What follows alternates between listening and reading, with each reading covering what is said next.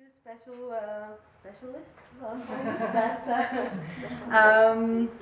well, we have Michel Medneblik, and Betiina Gryner that arrived all the way from Germany, and Offer Ashkenazi from the Hebrew University. But I want to start with a big thanks that made everything happen, and that's Francesca Obermeier from the culture attaché from the German embassy, and we'll give you the. I want you to say a few words. Okay. Good evening also from my side. I was just introduced, Francesca Obermeier from the German Embassy in Tel Aviv in Israel. I put some notes down, but I think I'm just going to say a few words like that. I'm very happy that this panel discussion takes place tonight. Of course, everybody can imagine commemoration, and the culture of commemoration has been and is a very important topic for the German Embassy and our bilateral relations per se. But I think it's also a very current and urgent and specific topic. Just to name three examples, just read a number of that we lose more than 1,000 Holocaust survivors every month. So we actually lose a very important and valuable witnesses of that horror that these people lived through. Also, we just in Germany had elections, and we now have a very radical nationalist party as a third strongest power, which is very gives us a lot of sorrows, to be honest. And then maybe a third example, we will face the 70 years of Israel next year, and also here we can see that also Israel still faces a lot of challenges that already 70 years ago were present. But I think that commemoration, although it's already very hard enough, is not only about the horrors of the Shoah, but also has other aspects, such as the Israeli and the German domestic historic events. We call it the German history, and also everything that happened within the last 70 years here on this ground. And also, when we talk about commemoration, sometimes we think about our own individual memories, then we could think about collective memories, we think about official memorials, memorial days, and this is what it's all about tonight. And I think it couldn't be more appropriate and more appropriate time, and I'm very thankful that we could contribute to this. And we started our discussion last Thursday. It was already very interesting, and we couldn't stop. And I'm very happy to that this is continued now with you as a specialist and the two artists. I wish us all a very interesting evening. Thank you. Thank you. Thank you.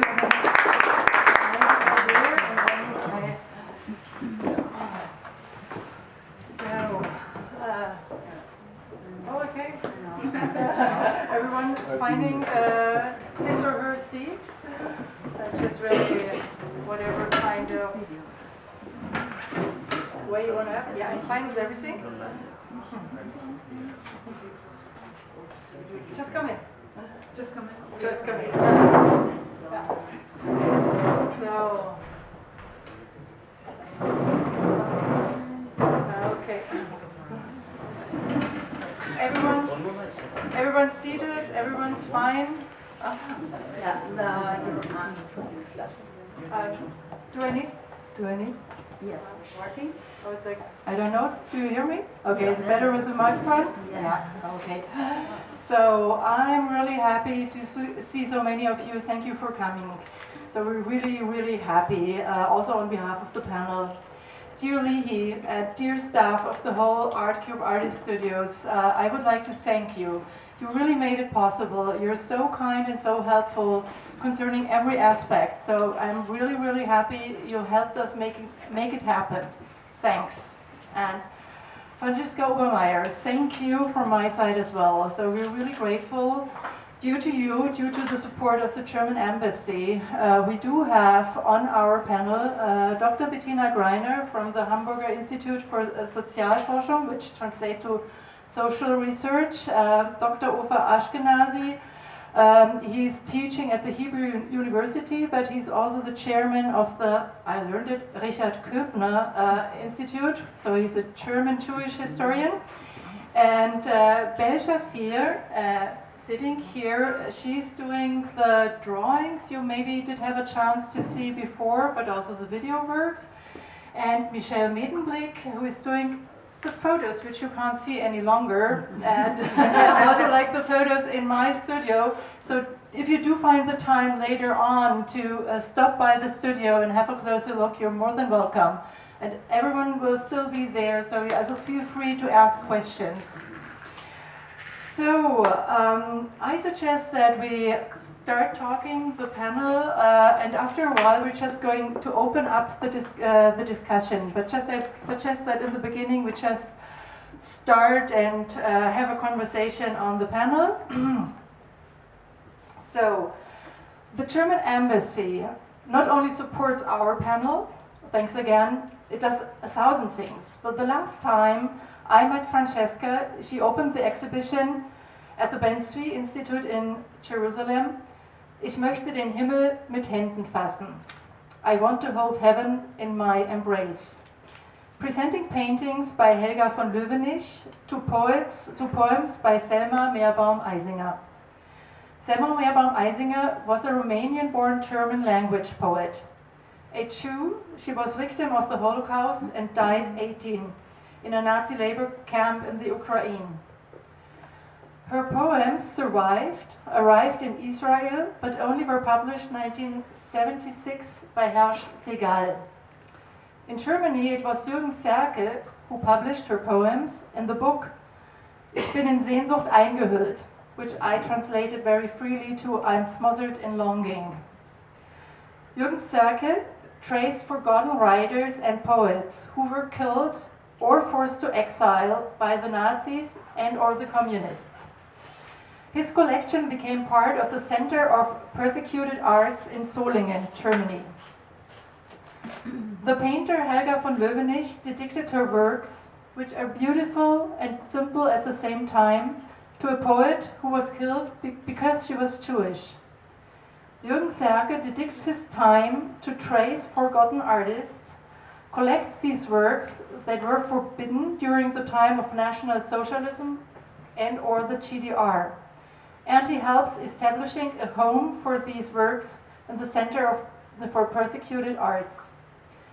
The state of Germany supports these endeavors of private persons. Israel and Germany, you already mentioned it, Francesca, underline their special relationships that have developed despite the atrocities committed by Germans under the Nazi regime. This past we must not and we shall not forget. Germany and the Germans acknowledge their responsibility originating the Shoah, and this is a fundamental element of the self-image and national identity of a democratic German. These are the words, you should recognize them, by the German ambassador, Dr. Clemens von Götze. I'm German, so memorizing is part of my identity. It seems natural. We shall not forget. This steady repetition, accompanied by serious memory work in our democratic Germany, bears traits of a defensive strategy. It shall never happen again. It shall never happen again, a sentence with two different consequences for Israelis and Germans, following the lines of the past, Jews as victims and Germans as villains, committing atrocities never seen before. For a long time, I deal in my artistic work with identity and self-concept in a broader sense. Why do we believe what we believe in? Why are we fundamentally convinced of our convictions? In this framework, I wonder how a specific attitude of an individual or a nation towards commemoration shapes his, her, or its self-concept or national identity. This basically was the reason for the exhibition. Thank you again, Belle and Michel, for taking part of this. And I'm really happy to have both of you on the panel. It's also like an adventure for me because it's like an artist talk, but with the help of two scholars. So I'm also excited how the whole thing is developing. So, and now we start with the round of questions. I am hoping a lot of you already saw the works of Michelle, which are in the studio. She is dealing with a Stasi memorial. But you not only took the photos there, you also were interviewing people. So people who worked there, but also people who lived in the former GDR. And the West. And the West, okay. You also, the quotes you also can find there. One former political prisoner told you, Berlin 2014, "It is important for me to show people what happened. People should know what happened in history so they can learn from it. You're Israeli, you know how it is." Well, you're Israeli. Why were you interested in the Stasi memorial? Okay, hi, good evening everyone. Can you hear me well? I was like, okay, safe and Western. I'm after a cold, so if I cough in the middle, apologies.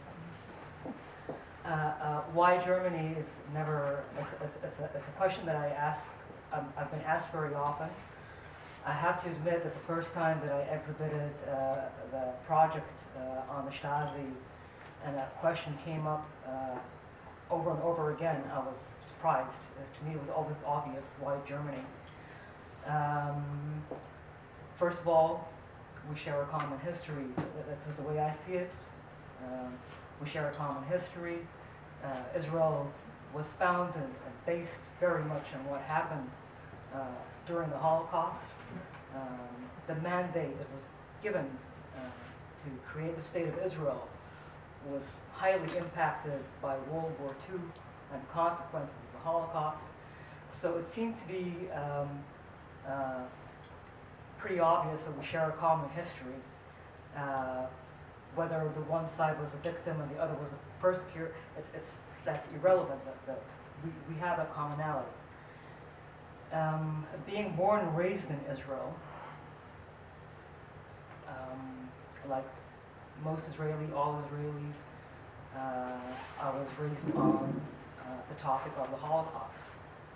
Whether it was at home, having a mother born in Holland and fleeing to the United States the week that Rotterdam was bombed. She was from Rotterdam. She was a year old.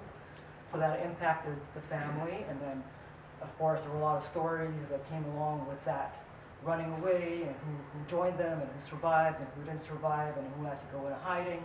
So there was a whole part of that history in our house, in my house, in my upbringing. But it was also in the educational system. It was also in the national memory, in the collective memory of our people. So I was naturally intrigued by that part of our history. What started off as an educational thing of what happened, for me turned to be a huge question as to how could it happen? How could people come to this? What leads them to this? And so I read a lot about this topic. But there was one defining moment when I was in my early 20s. And I was watching a BBC documentary. And the documentary was about the 20th century. And it was a 5-episode documentary. And at the very last, there were two episodes out of the 5 that were dedicated to World War II. One of them was dedicated to the Holocaust. And at the end of the second episode dedicated to World War II, when the credits were already coming up, you could see in the background footage, images of the Americans showing the German citizens, not Nazis, just German citizens, mass graves. And they're showing them these mass graves, and this German woman, a citizen, dressed as you were dressed in the 40s. She ran away. She grabbed her hair like she was going insane on that very second, like she lost her mind. She grabbed her hair. She yelled. You couldn't hear it because you had the credits. There was no sound, but you could see on her face. And she ran away. And that was the first time in my life that I even considered another side. It was always us, the Jews, as victims, the great victory of the state of Israel. And I never even thought about the Germans, because the Germans apparently had to rebuild their own country too. And that scene made me realize that for the first time. So then I became interested in post-Nazi Germany, and then I became interested in the German perspective, and the German side of this part of history. And to cut it really, I want to get now to the end. When I was visiting Berlin and I went to this prison, that was in the East, it was the first time that I felt like I had any kind of access, because in my 20s there was no internet. So looking for information about post-war Germany was very, very challenging. And when I started traveling to Berlin in 1995, so when I walked into a place like this, it was like I could hold on to something, I could look at something, I could discuss something. And it was very interesting because at that very particular moment, it was the Germans who were the victims. And that was a whole other way of looking at it, looking at Germany. That's how I got to it. Thank you. I'm sorry, but there's no short answer to this. So the next question goes to Betiina, who was working at exactly that Stasi memorial. Your research generally covers both political repression and detention camps, but also the commemoration culture in 20th century in Germany. So basically a lot to do. One of your latest publications is titled Repressed Terror, the History and Reception of Soviet Special Camps in Germany. The Stasi prison Michel worked with held till 1919 around 1,000 political prisoners, amongst them the most well-known opportunists of the former GDR. But before it was turned into the central institution of examination and a prison, it served after 1945 as a Soviet special camp. Hardly anyone, and I think assuming especially here, is familiar with these camps. Could you briefly explain both the history of the special camp and of the prison?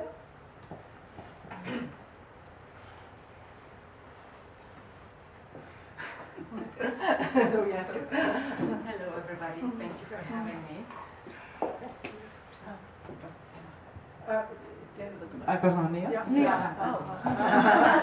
German reflex, sorry. No, so thank you for having me here.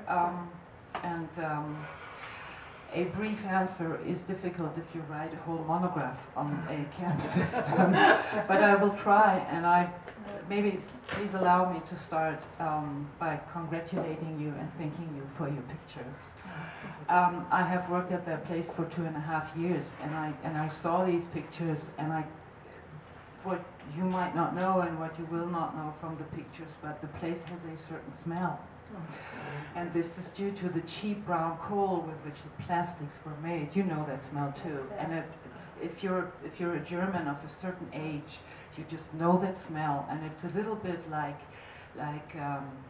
the French philosopher with Madeleines. I'm dropping his name. It takes you back in time. You smell something, you eat something. And I looked at your pictures, and I had the smell in my nose. Wow. Because they're so precise and yet open for interpretation. So this is how I would like to start. Thank you. And now, brief history. With the end of the Second World War, as you all know, Germany was occupied by 4 different powers: the French, the Americans, the British, and the Soviets. All these powers set up in their respective areas of occupation camps for denazification. The Soviet interpretation of the term denazification is a little different, believing in the rule of law, and who said if we intern somebody, he gets the chance to stand a fair trial and to be tested on their history. This is not what happened in the eastern zone of occupation, later to become the GDR, the German Democratic Republic. So what they did was that they simply interned, detained more than 150,000 Germans in all 10 camps. And the sole reason for these camps was not denazification, it was not to make him stand trial, it was simply to isolate them. And I mean, there is reasons for that. If you are an occupation power, you don't know the language, you don't really know anything about the political life in this country, and it is your former enemy that has caused 20 million deaths in your own country. For me, it's rather obvious. The camp that was set up, the camp number 3, the special camp number 3 that was set up in Hohenschönhausen was more or less a transit camp. The area where it was located in a former, actually, National Socialist kitchen for the needy, was just too small for the number of people they put through there. Within a year and I think 4 or 5 months, 20,000 people were pushed through this transit camp and then forwarded or moved to other camps where they were staying for them for a period of time they would not know. They were simply interned. There were no trials. There were no interrogations. They were just in these places. Out of the 150,000 due to terrible malnutrition, which in a country ruined by war, it's not easy to feed so many people. But we think that roughly every third prisoner of these camps died. Then in 1940, they were closed in early 1950 after East Germany was founded. Yeah. In Hohenschönhausen, they moved the camp inmates to a different camp in north of Berlin, and I'm sure you've heard of that place. It's called Sachsenhausen, which was a concentration camp before. And that means we have in Eastern Germany a lot of former camp sites where we have both histories. We have the Nazi atrocities and we have the Soviet. Well, and there it starts with the difficulty of how to define and how to compare both of these atrocities. But in Hohenschönhausen, then, in 1947, the Soviet occupation force installed their central remand prison. A remand prison is the place where you're taken to after you've been picked up by the police and prior to your trial. That means that there the interrogations took place. Usually you were sentenced to something like 10, 15 or 25 years or even to death. In a small number, in a very small number for reasons related to Nazism, but most of these cases were because you were an opponent, alleged or real opponent of the new occupation force of the Soviets. This was closed in 1951, and then it finally was handed over to the state security, the East German state security, the Stasi, who was using this also as the central remand prison. Again, it's the time of the interrogation prior to your trial. From 1951 until it was closed in 1989, roughly 20,000 prisoners went through this place. And after their sentence, they were sent to different prisons in the entire country. It was only one of, I believe, 32 remand prisons. They were all much smaller. All in all, we think, and we do not know for certain, that roughly 200,000 or 250,000 people in East Germany were committed to prison sentences for political reasons. we do not know because the paperwork is just not complete, and we do not know because a lot of people were sentenced to prison time on criminal charges, even though the intention was a political intention. In 1989, 1990, the prison was finally closed, and then the former prisoners succeeded in getting this place back. They convinced Berlin politicians to set up a memorial site at this former prison. And in a sense, they won over history, they won over their perpetrators because they hold the key to this place. Thank you. Okay, we save the microphone. Dear Belle, in your video, Whispers of Memories, like the one you can't see right now at the moment, your girlish protagonist refers to the outlined, shadowy figures she meets when she mutters, "But where are the people who were once part of my life, of my existence? Now they are gone. Yet they keep coming back. Their shapes determine our origins, our being." After the Shoah, your Polish Jewish family found shelter in a refugee camp run by the winning powers in the south of Germany. Afterwards, they decided to stay there, in Amberg, where you were born. Immediately after you finished school, age 19, you went to Israel. Obviously, this was something important to you, either leaving Germany or going to Israel. May you tell us why and whether and how this decision influenced your artistic work?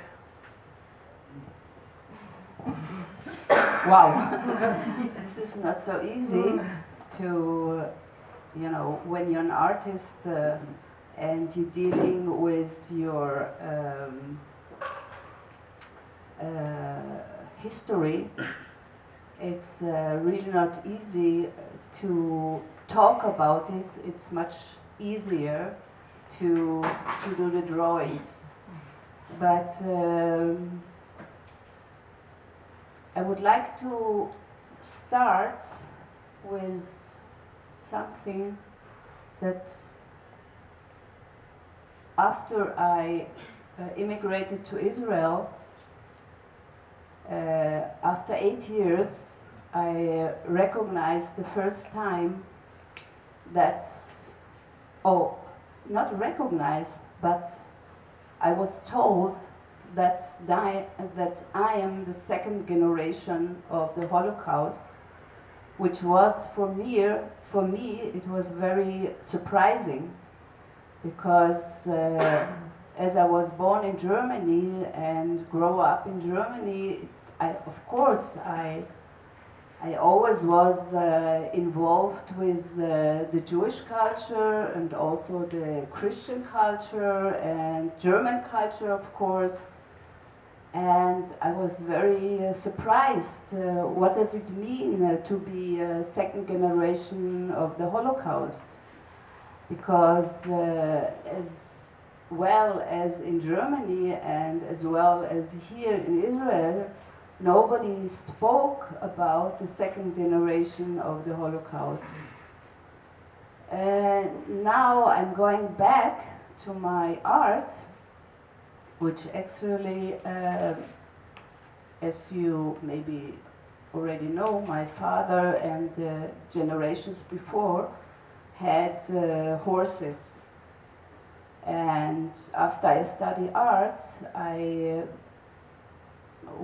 twice in a year, I got back and I went into the stable and started to take the horse hairs back to my studio and have done huge works with the horses which I knitted. For me it was actually material, and after years I recognized back again in Germany I recognized after my parents died the big metal box with pictures, black and white pictures of my parents and myself and my family, but especially after when they arrived to Germany. So I speak about pictures 1946, 47. As we know, everyone has these black and white pictures. So again, it was, of course, a lot of people I never saw and never recognized and couldn't recognize, but with this picture, again, it was for me material that I had to go to my studio and someday work with them. So this kind of material I used for, as you saw the drawings in the studio of Córnelia, and I was working 3 years with these drawings, but then I had my dream was to give them back alive again. And of course, in the perspective of myself as a growing up woman, and it was for me like a fantasy, like as I just, it was like a lightness this night actually, that I try or to do some fairy tales with this kind of work. So for me, these people which are very close to me, and I mean I was a child, but today I'm already a grandmother, I'm giving them the opportunity to come back through my perspective and through my fairy tales. So, Offer, in your latest research, you explore, you can correct me if I'm wrong, but you explore how the artistic contemplation of plays enabled German of Jewish ancestry to play a significant role in the German national identity discourse both before and after 1945. Second, you underscore an overlooked yet substantial influence of the Weimar era Jewish experience on the formation of post-1945 national cultures in the US, Germany, and Israel. In the beginning, I linked self-image and identity to memory, therefore to time. You link it to space, so we heard it also by Bell right now, but then at the same time you argue the Jewish impact on national identity, or this specific Jewish impact on national identity, is to deliberate the idea of national space, Heimat or Moledet, from space, at least from a specific space, and to link it instead to a spiritual or cultural space. Could you please tell a little more about that?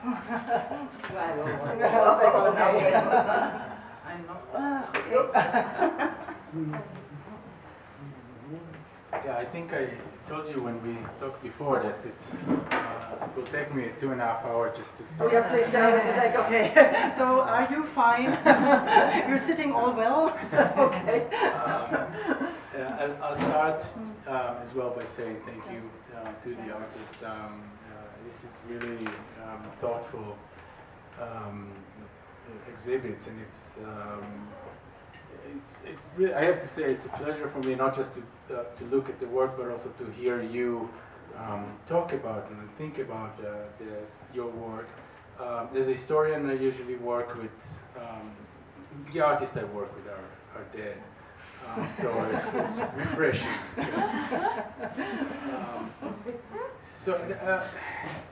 I think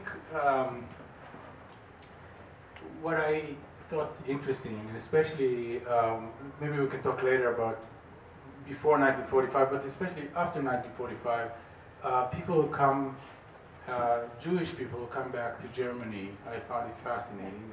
So do It's I. natural.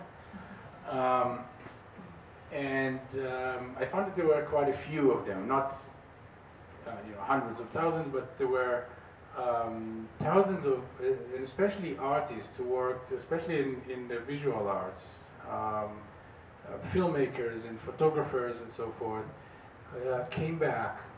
And the way I thought would be interesting to look at it is how they try to, to participate in the rebuilding of the German nation. Exactly the same thing we were discussing here. And then comes the Heimat idea.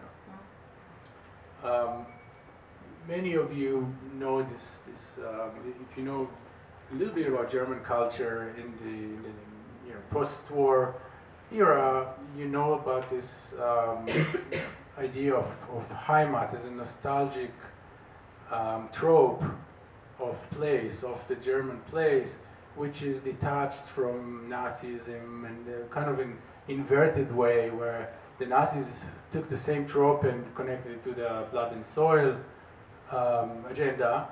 Here it was something that detached from German history, detached from atrocity, something that would help us to think of ourselves as a normal nation, so to speak.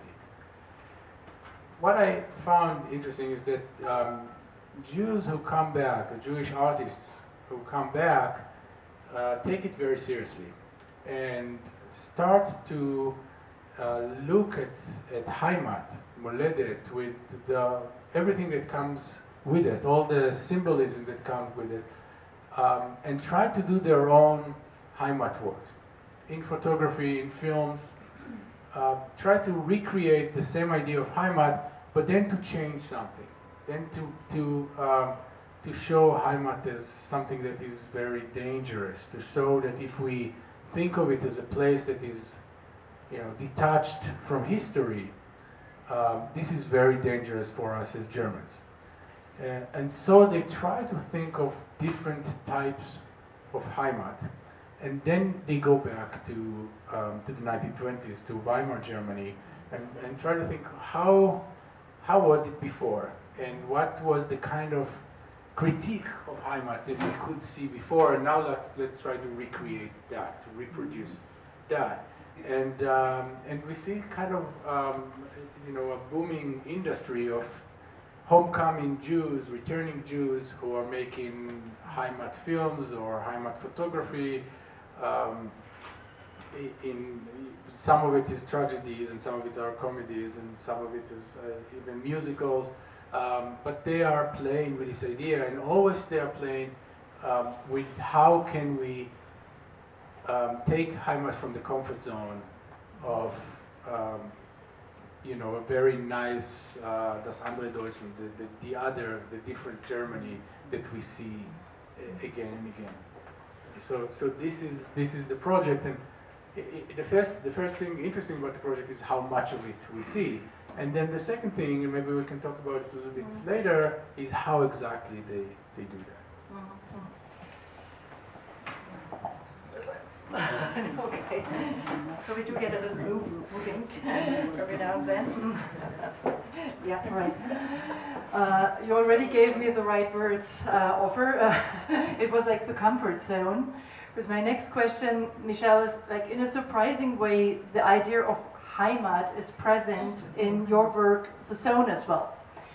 I just give you, the audience, another quote from a taxi driver, age 46, and he says, if you didn't have any political involvement, any professional aspiration, or any concern for the human aspect, and all you wanted was to go to work and have a secure life, you could easily be content. Which impact had this testimony on your way of photographing at the memorial, on your visual aspect of your work? I didn't press before. Now I'm pressing? Yeah.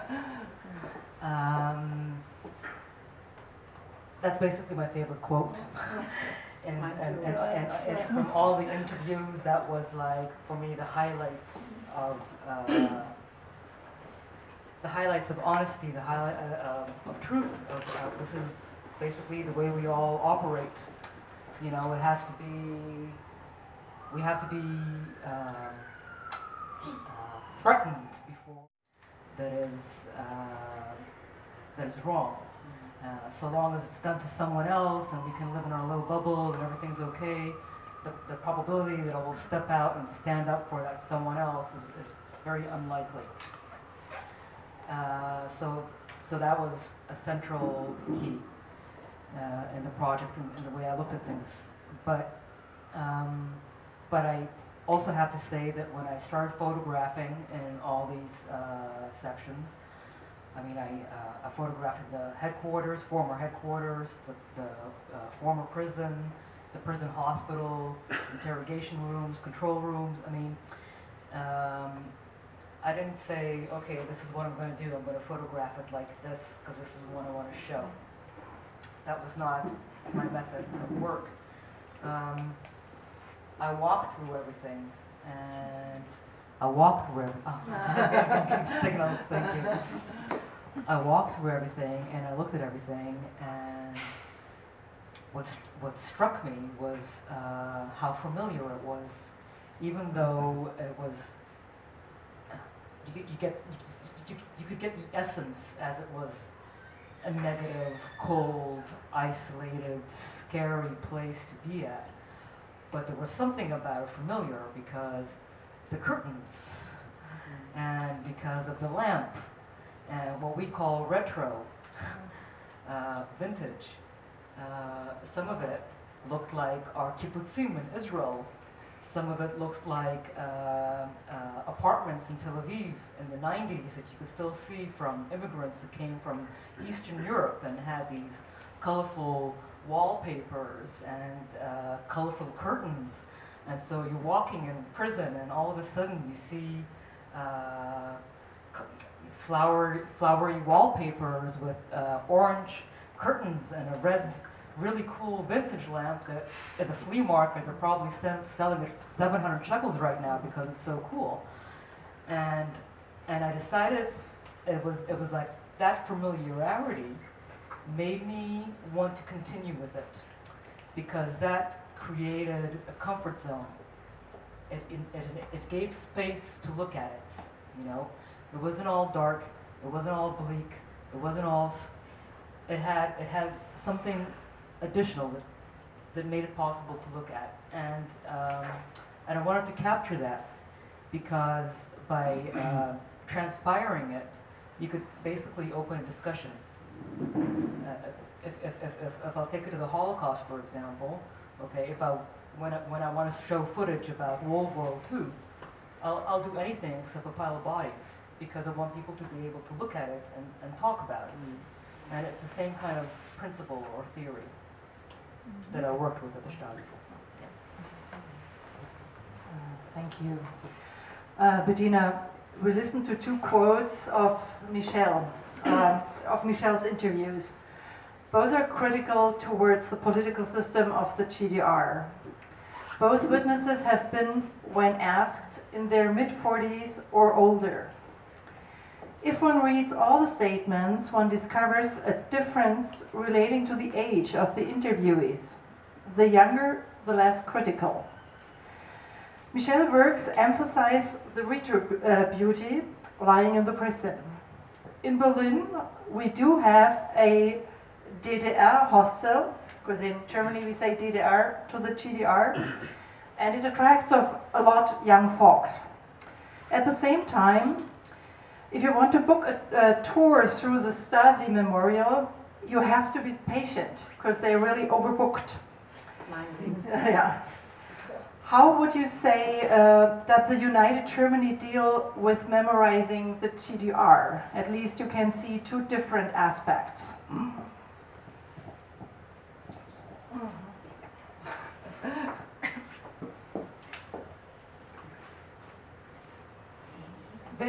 That's a difficult question, as it's still under debate.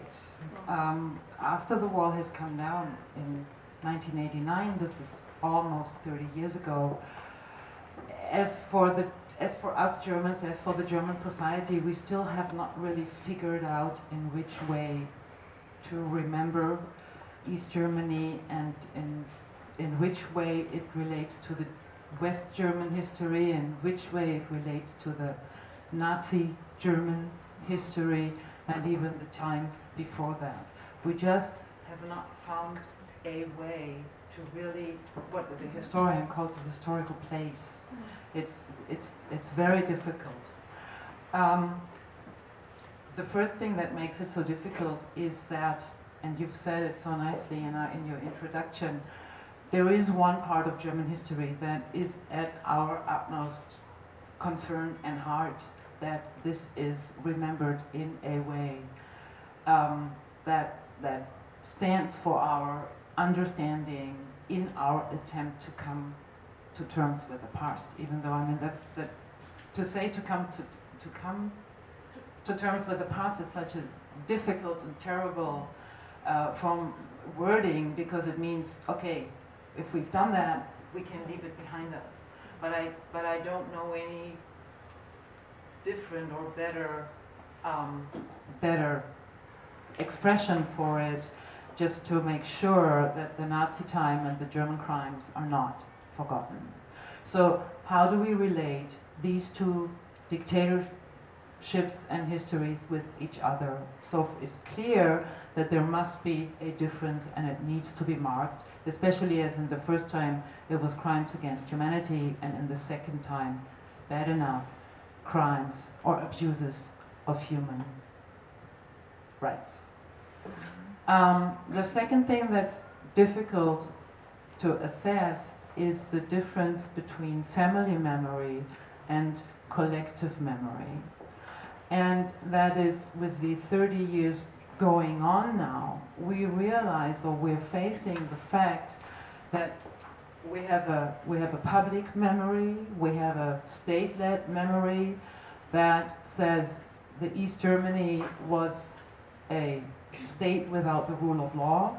It was committing abuses of human rights. It was keeping the people contained within the country. You couldn't travel freely. You couldn't choose your education freely. You were imprisoned for the smallest things. But for the individual East German, with the wall coming down, all of a sudden their entire life lost its value. It was devaluated. They lost their jobs because of the economic breakdown after that. They lost the perspective. The simple dream just did not materialize. So there is a family memory that is telling an entire different story. And that's the story of how, and you just put it so nicely, how they arranged themselves with the system, and that it wasn't so bad after all. And there is simply no way how we can make these two different settings of memory, which are both reasonable, how we can combine them in any sensible way. And at present, there is no real solution. And you've mentioned it already, with the Writers' Party winning almost 21 votes in the former eastern part of Germany. You can tell that something is wrong.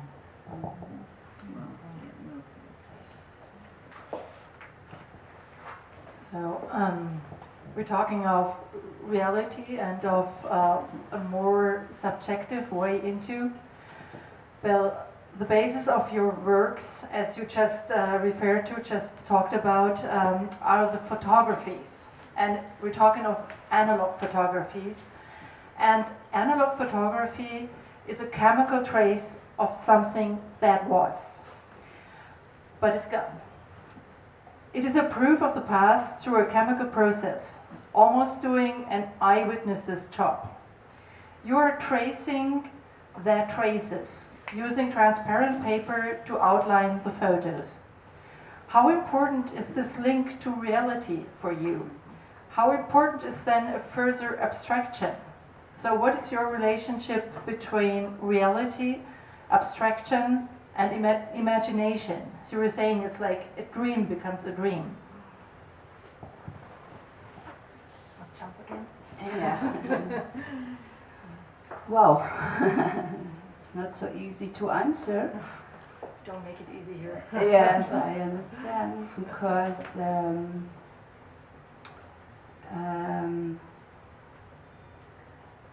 it's something that I just have to do. It's something that belongs to the past, but it also belongs to the future. And for me, it's just something that I had to do. It's not, you know, it's not that I'm going to a place and I'm using a picture or something. It's something much more deep down, which for me it's very difficult to give it back in words, and maybe that's why I'm in art, you know, because I was grown up with different kinds of languages, which was Polish, Jewish, Yiddish, and German. And I immigrated to Israel, so I was without Hebrew. I started to, you know, bits and pieces to learn the language. And actually, what I recognized that in the end I'm like an analphabet. So maybe that's why I'm today, since 25 years in art, and, and that's my expression about it. So words, it's not the easy way. No, but you're doing your wonderful work, so... Thank you. Uffer, we were talking right now of time and also like proof of time. And you were talking about the Jews going back to Germany and then dealing differently with this idea of Heimat image. But then the Zionist movement also used again like a different approach to Heimat. So what we were talking before about like detaching the idea of Heimat basically of a specific space came especially with Zionism back. So it was something that really had to be here very specifically. But then also like the idea of having this very open way in, just saying, okay, we open up this idea of Heimat to basically everyone who really wants to be part of it, also got like a different shift. So how did this alternative view of Heimat that the Weimar era German Jews brought to Palestine got along with the Zionist idea? Can you talk about that a little?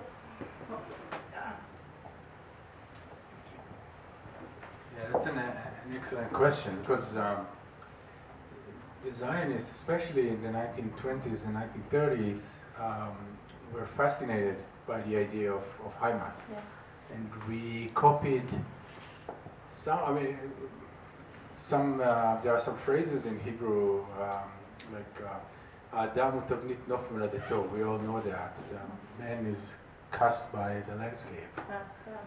It's a very poor translation, but at least something. yeah. So the Zionists were fascinated by the idea of Heimat, the German idea of Heimat, and they transferred it here. And a lot of the Zionist culture of 1920s, 1930s sounds like German Heimat, looks like German Heimat. I don't know, smell like German Heimat. Probably not, no.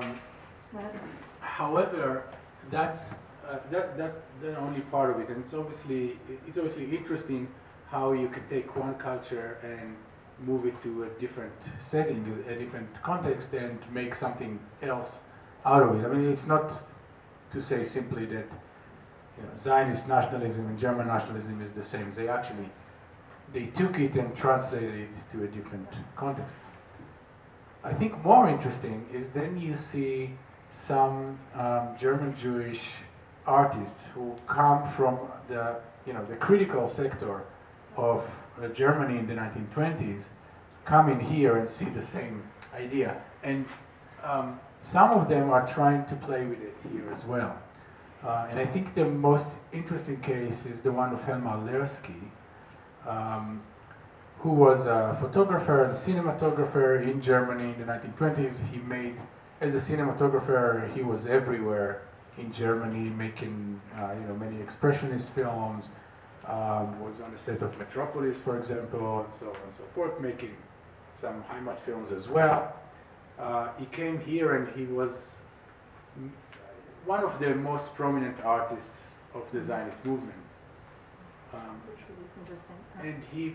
And he has many series of photographs that he made here, and some propaganda films, Zionist propaganda films.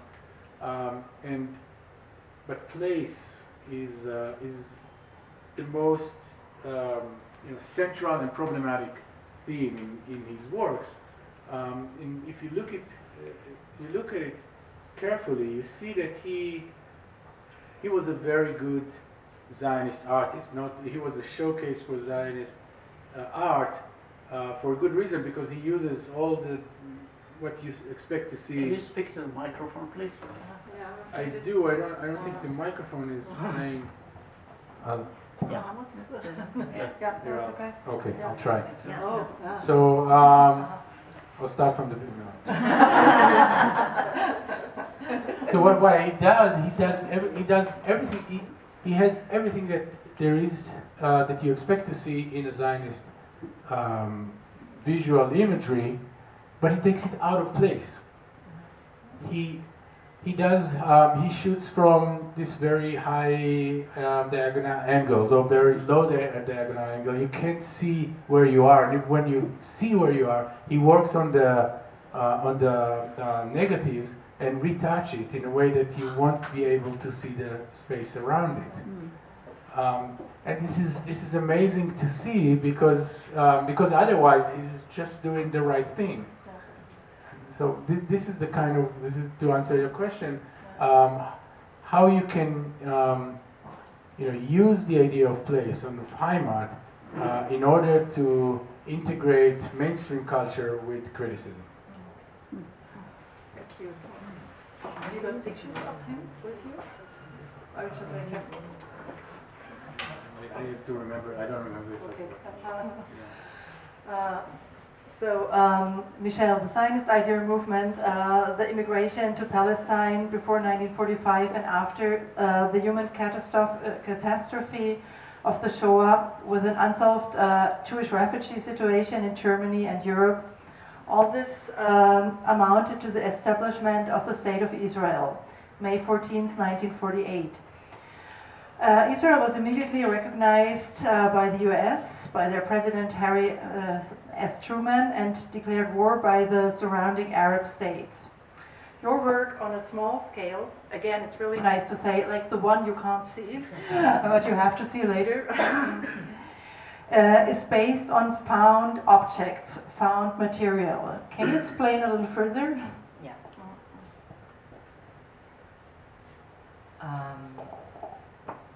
Okay. Very close. Yeah. In 2015, I live in Tel Aviv, Yafo. In 2015, I moved into a studio in Yafo at the old Greek market, which is right behind the flea market. And when I moved into the studio, it had this beautiful architecture with arched ceilings, and except for the entrance to the studio had this terrible low cast ceiling that somebody built for this terrible lighting. And when I took the studio, I said, that ceiling, that little entrance ceiling has to go off, has to go away. I want the original structure. And I removed the ceiling, well, somebody helped me remove the ceiling. And over the ceiling there was a wooden ceiling. And at the end there was like a little opening that you could get into an attic, well, with a ladder. You could get into a little attic, and I did.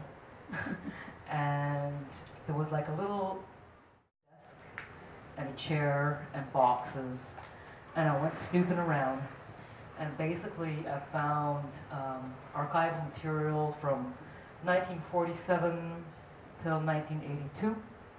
A Romanian immigrant who immigrated to Israel. He was there as a carpenter between 1949 and 1982. And he was very meticulous, so he kept all the bureaucracy that it took to sustain this little carpentry business. And so basically what I did was I took all this material and I studied it. It took me about 5 months to study it, day in, day out. And I could see the entire establishment of the state of Israel, mainly its financial institutions, which is very interesting because, you know, when you're in 2017, of course you pay Social Security and income tax, you know, but in 48 you didn't. That was something that became gradual. They were constantly introducing new taxes and, you know, based on the situation. And there were wars in the background, and there was drought in the background, and there was inflation in the background. So all these new taxes were being introduced parallel to historical events. And this poor guy was corresponding with the municipality, and he was telling them I don't have any money, and I would love to give more if I had, but I don't. And he had all his correspondence with them, but he was also an idealist and also a Zionist, and it was very clear from the documentation that he was both, that he donated to what he could and when he could, and that he was a family man. Now, when I first, do I have time to continue? Because when I first came into this attic, I found this piece, this carpentry piece, which is basically that one there, which I thought was absolutely beautiful. I thought it was stunning. And I thought it was a museal piece, to that degree beautiful, that you could put it on a stand and in a museum, and there it is. And I put it aside. I put it on next to me, next to my desk. And for months I was going over this material. And when I came to the end of going over this material, I was like, I can't use any of this. It's not mine. I found out who the family members were, how he died in 1990, but he has children, he has grandchildren. At some point he'll have great-grandchildren. I cannot have his name everywhere. I was like, this is not mine. But there was something that anyway that I want to do to wrap the story, to show the unfolding of the story, which is also the unfolding of the story of Israel. And then I took this piece and I basically unfolded it. He wrapped it. He wrapped it beautifully. It was wrapped like that for more than 30 years. And I thought that by unveiling it would be like symbolic to unveiling his personal story, but also that of the birth of Israel. And then I took something like 300 shots of the unveiling process.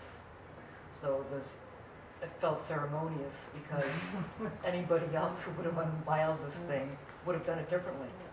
It was a very individual thing to do. And then each frame is like a period of time, or a shape, or a possibility, or an interpretation. But all in all, it's rather archaic. Thank you. Betiina, you already explained about the the Allied zones and the Soviet zone after the last war. Germany was divided. Next to Israel, also like 2 states in Germany have been founded, which was like the BRD and the DDR, the GDR. And I just would be interested in how much the different approaches to memorizing the Shoah also led to different ways of having different relationships towards the state of Israel.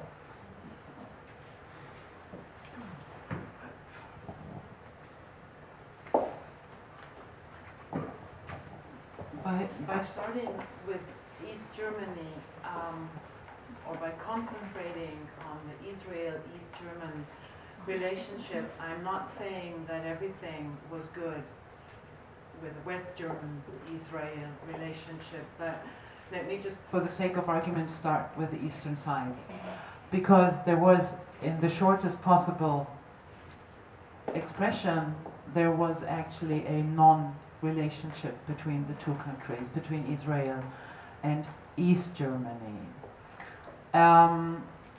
Very early on, after the war, before East Germany was founded, there were voices, also Jewish immigrant returnees, who were hoping for good or let's say better relations with the then founded Israel state.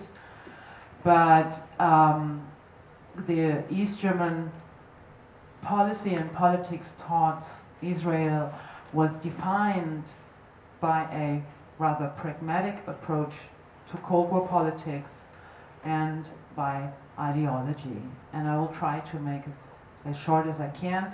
The first one would be an example during the Korean War. Ben-Gurion sided with the United States, which was for East Germany, for the government, in their perspective, the proof that Israel was a capitalist state. So they simply had no interest in any relationship with Israel at that time.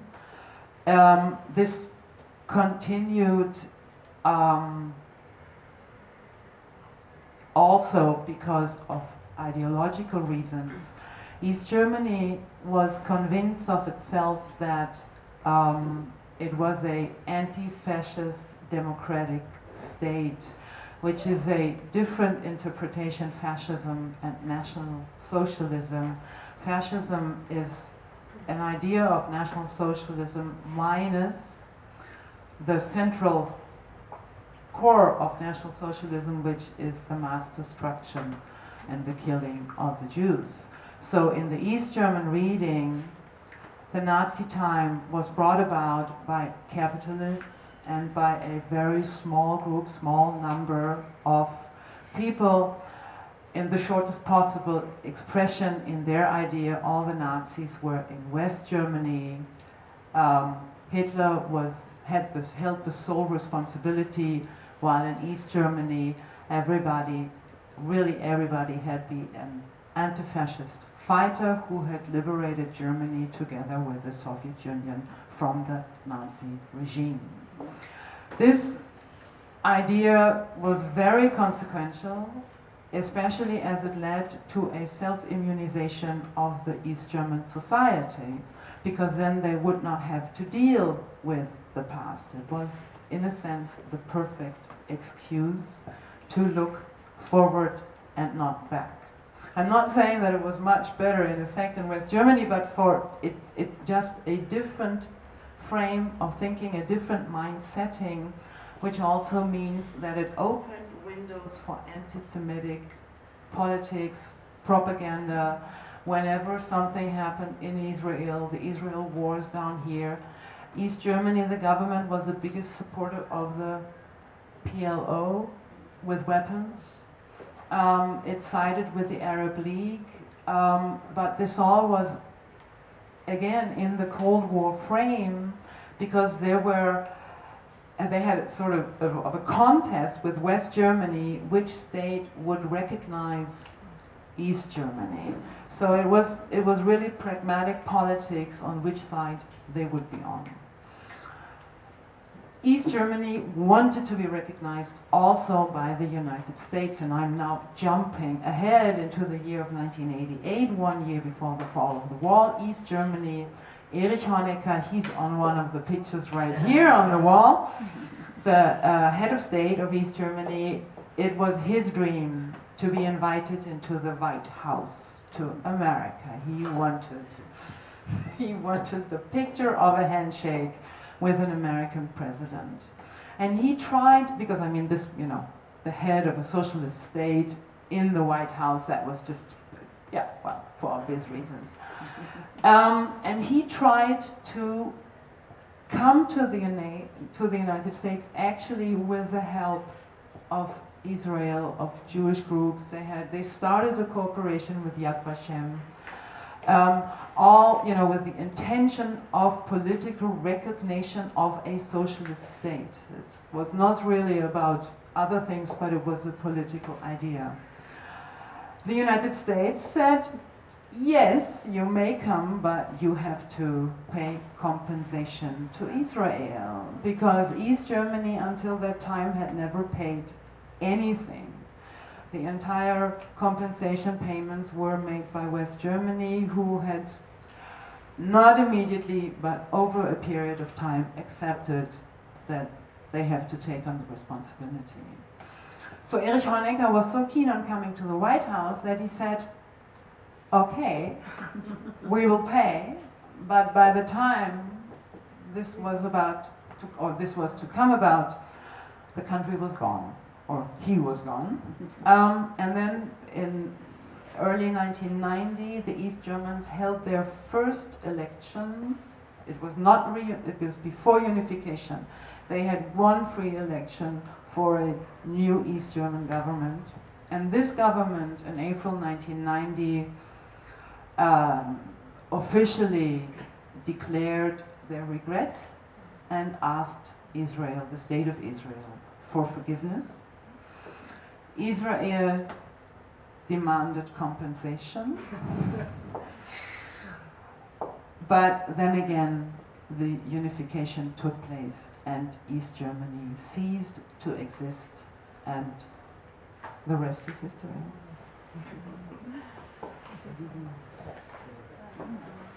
Thank you. So we heard about the difference. Do you hear me? We do have always like the official side to things, but then we also do have the individual as a subjective side to things. We know that hair in Israel is very emotional charged in the context of memorizing the Shoah. Well, you use it very, very differently. Is it important for you to deliberate the use of hair, to deliberate memories of their official use? Or is it still a reference to the Shoah implicit? Again, I come back to your alter ego in the video here that you can't see. I really like to referring to works you can't see. The people come and go. Sometimes they wait, sometimes they look around, expecting a premonition and afraid of not recognizing it. I still hear the screaming, the crying, only sometimes a laughter suppressed.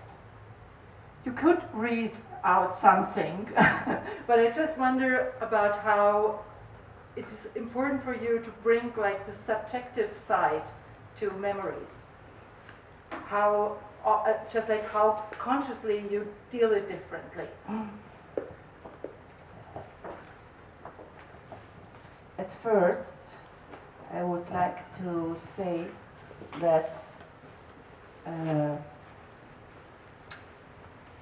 of course my family went through the Shoah, but because I was born in Germany and I just later on, well, at home nobody was speaking about the Shoah or what I went through. So for me it was later on when I arrived to Israel, what I said before already, I was dealing with the Shoah. But of course, if you want to dig down, you can recognize the meaning of my family, what went through. But now I'm going back to your question about the hair. I'm not dealing with hair and the Shoah. Horse hairs is in my childhood. My father, he had horses. It's already generation in my family. And when I get into the stable, always as a child as well, I always asked myself, what's about the hair? What's about the horse hairs? So again, when I already have been here in Israel and I was looking for material, before I was working with wax thread, so when I recognized the horse hairs, for me actually, again, it's a matter of material. It's nothing that belongs to the hair of the human being from the Holocaust. Now the sentence which we can hear in this, it's everything and what I said, it's about what I was thinking when I was looking back to my childhood. So it's everything what I do, it's very personal.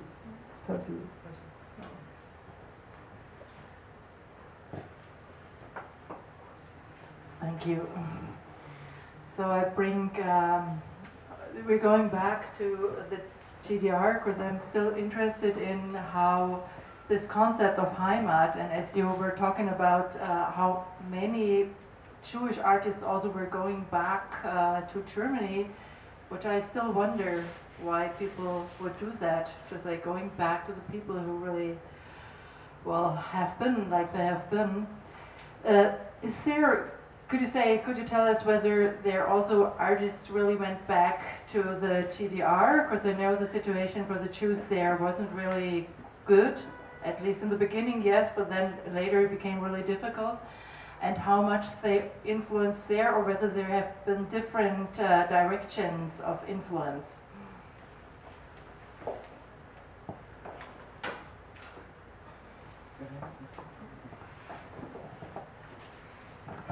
Thank you.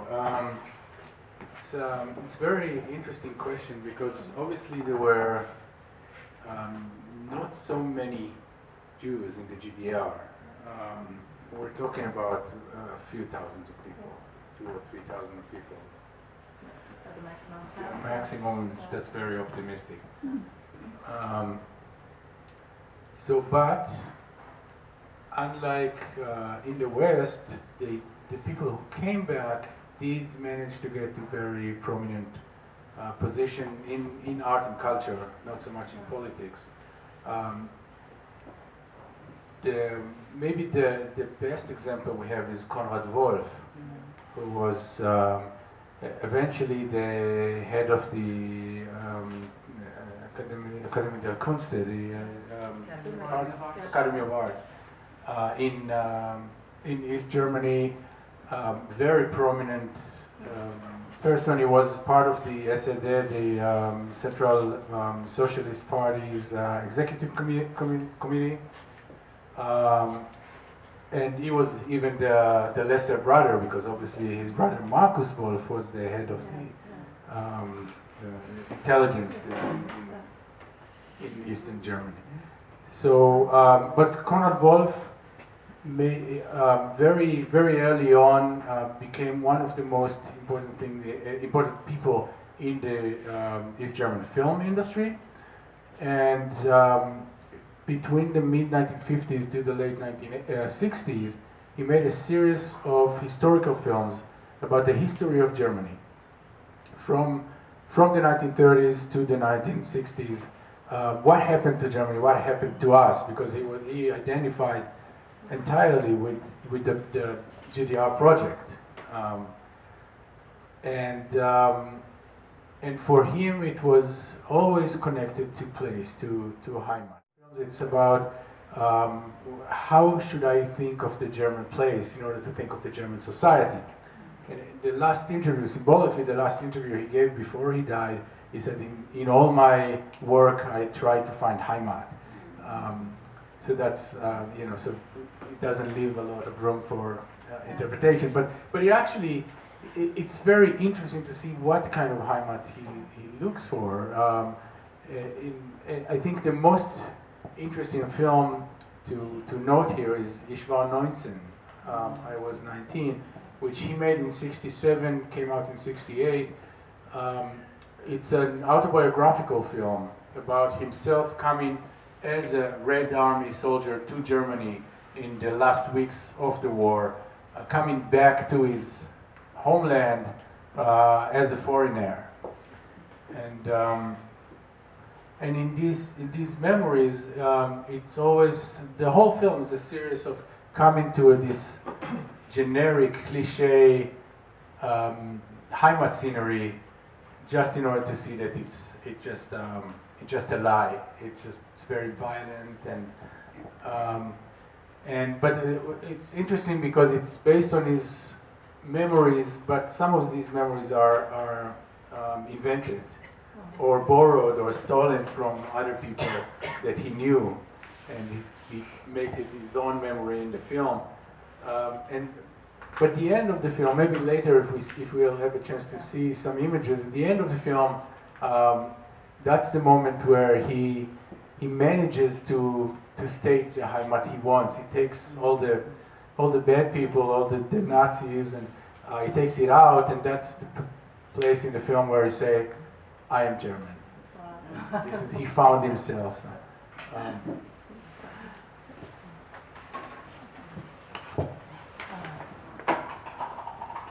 Thank you. I just have a brief question to the audience. Are you okay if a last round of questions, and then we could end with Offer showing the pictures he brought with us? Or are you already very tired or very eager to discuss? No. So I just look at someone and then, okay. No answers. No answers. Fine answers. Okay.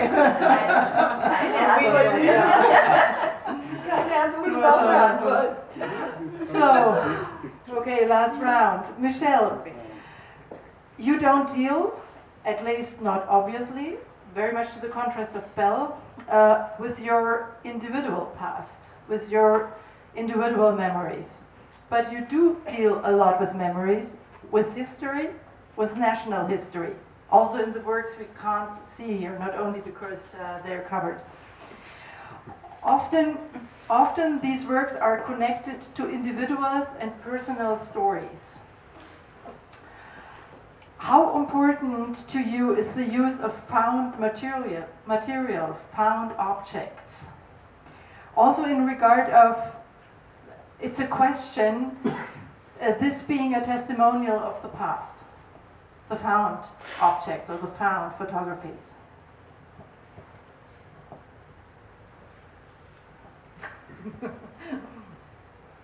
Hi, okay. It is true that I don't deal with personal memory, but these found photos, or not always found, sometimes I literally go out and look for them, and sometimes I even pay good money for them. It's a way of finding, yeah. What is important, what I look for is the human factor. it is very important, I think, to humanize everything. Since this is, I think, the last question that I'm being asked, I would like to go a second to the first question that was asked about history. And I'm rather skeptical that we have something to learn from history in the sense that it will prevent us from repeating errors in the past. We have a tendency to repeat them over and over again in various degrees and ways. But it's very important to humanize these situations. Humanize not only the victims, but also the victimizers, because it all boils down to a human factor and not to a national one. What enables it is human factor. And if you would like, if we look at Germany, if we look at Nazism, the way it's perceived in Israel, for example, as, or the way I was, the essence, the sense that I got from it being raised here was that, like, you know, Germany, pure evil, Nazis, pure evil, and it's actually really important to humanize that side too, to understand what made it happen, how could it be, because it's all people, and also with the conflict between the East and the West, it's very important to humanize both sides, not to say, you know, the East was all evil and us, the West, we saved them, or the capitalism is all evil, and you cannot have these kind of, you know, it has to be looked in a more human way and on both sides, so that you'll be able to discuss it. And from discussing it, from talking about it, I think then you can move to the next phase, you know, because if you just say, well, this is evil, then what you remember from it is, we will never let that be done to us again. But if you say this was a human condition, then you say we must also be careful not to do that to anybody else. You know, there's an extra lesson to be learned, but first you have to understand the human factor, and it's very important discussion, I would say. Thank you. And here we also come to the point where we do have the subjective and the more like official side, because like the question, what you were talking about just immediately leads to the question I wanted to ask Bettina Greiner. So it's well done. So, Facebook and fake news. So our world of today is referred to as post-factual. So how do we deal, or like not we, because I'm not running official memorials and I'm not part of any official memories, but how is the importance of official memories in regard of attracting the people to facts? Now we're coming to the other side, but also in regard of, sorry? Okay, so it's more like, what are you doing, what can we do, how important is the factual side also, and how do you bring people to accept it?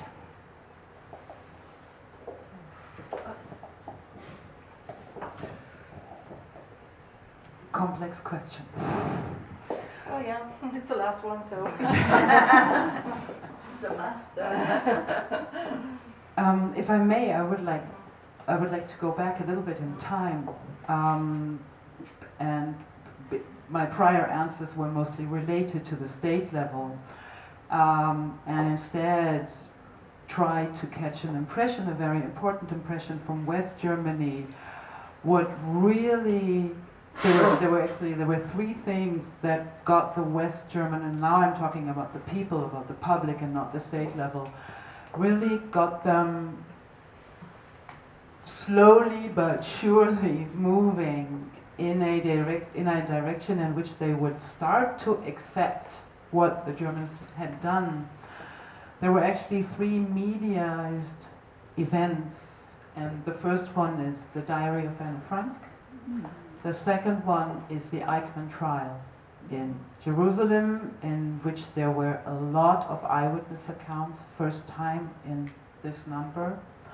And the third one, and I think that is even, in the literature at least, it is discussed as the even more important impact, or that it had even more impact on the West German society, is the TV series of Holocaust, which was aired in the late 1970s.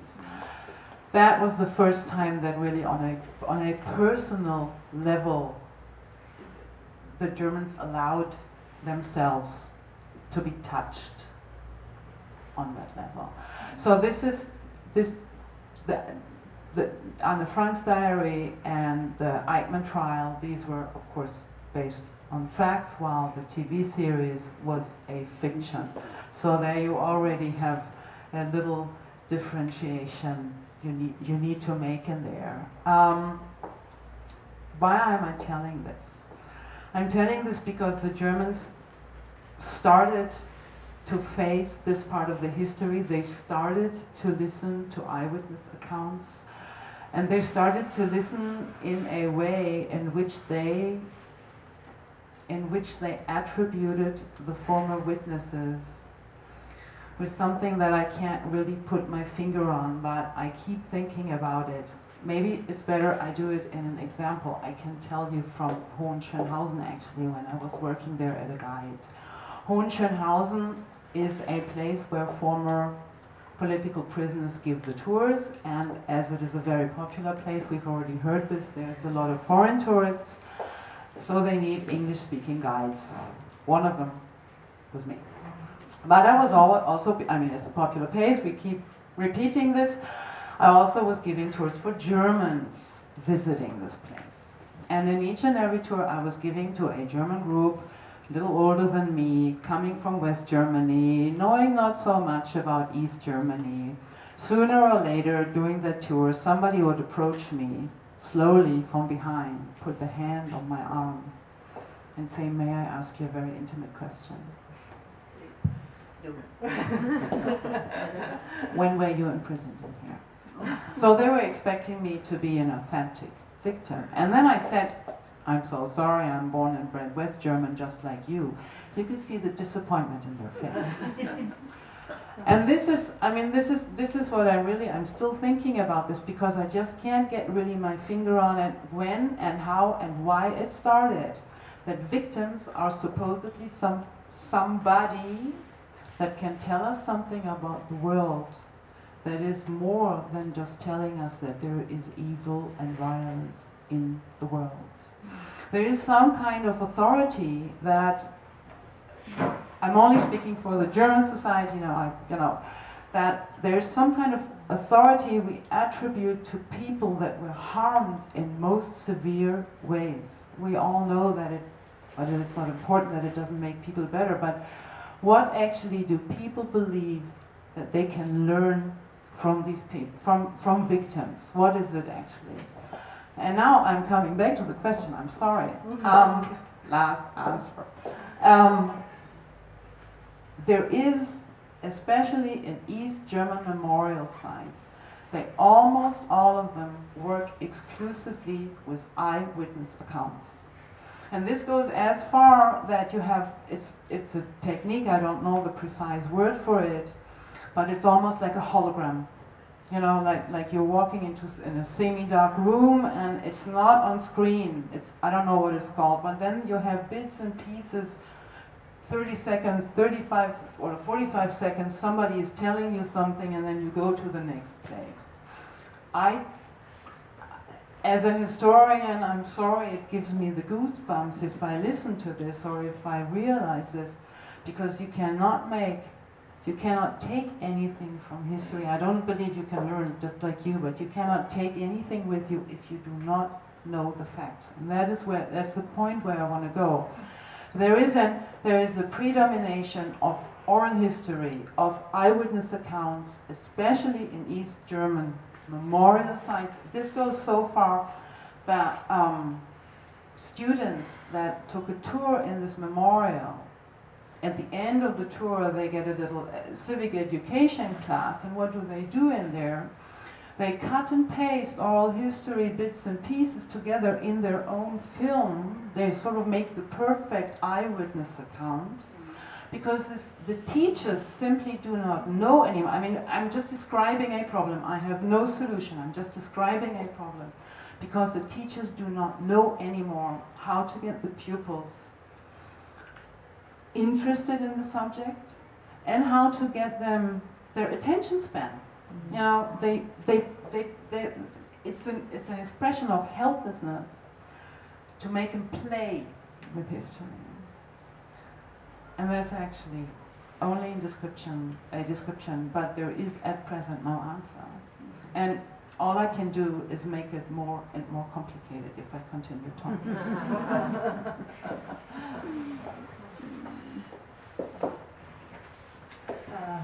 So I think it's one of that things that definitely comes with Facebook generation, and we are all worried about how we still are able to support, just like bring facts to people, to get them really interested, but also like not also in fact, but also to really just try to get your own opinion, whether these facts are facts and where they're coming from, and whether they're just out there or whether they do have a history. But still, well, this is like the interesting thing with being an artist, because this is basically one of the spheres where you really can and you also should use your subjective side. So, and here I'm coming back to you, Belle, because you follow your very subjective approach towards memories and towards memorizing and commemorating. But still, you insist, and you do have that in your papers, that you don't deal with the past out of a nostalgic feelings or a longing for the past, and that you're more interested in the general mechanism of memories. Could you explain that a little bit? Just like, also like the difference between like your personal memories, but also like the things that are staying out, that you can't really remember. I can't really remember. I read it, sorry. Yeah. It's really difficult to answer for me, because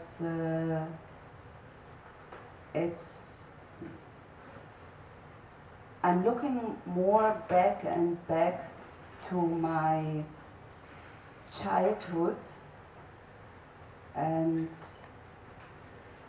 I'm dealing actually with the perspective. I have to think about this.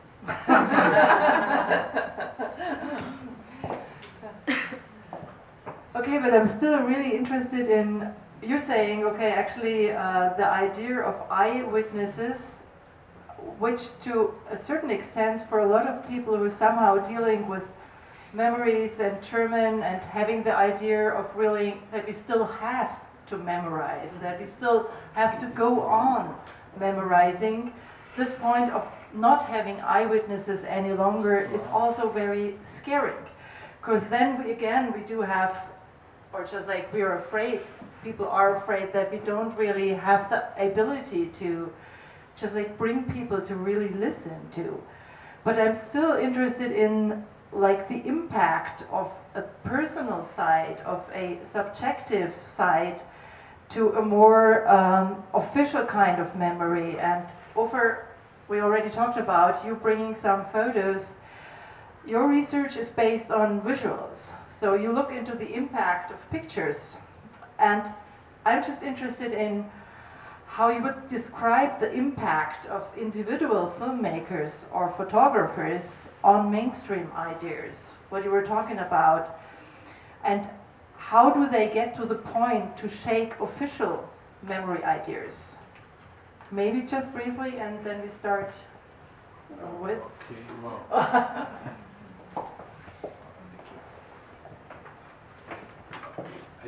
I'm not sure how to answer it, because when you ask about influence, it's very hard to put the finger on.